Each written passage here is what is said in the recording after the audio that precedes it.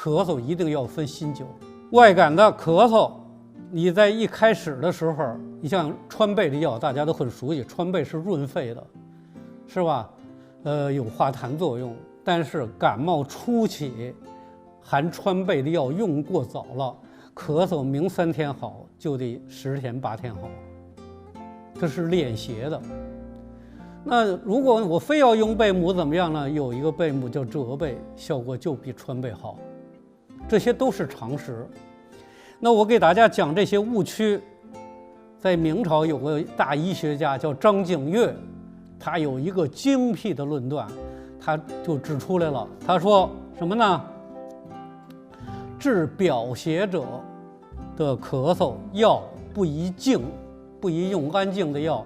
像我刚才讲沙参啦、麦冬啦、川贝啦、枇杷啦，这些都属于安静药，它不属于心散的。心散的药，你比如说像什么麻黄啦、杏仁啦、桔梗啦、前胡白钱啦，这些都属于心散的。外来的寒邪，我们要把它散去，而不要把它收聚，这样就等于邪就出不去了。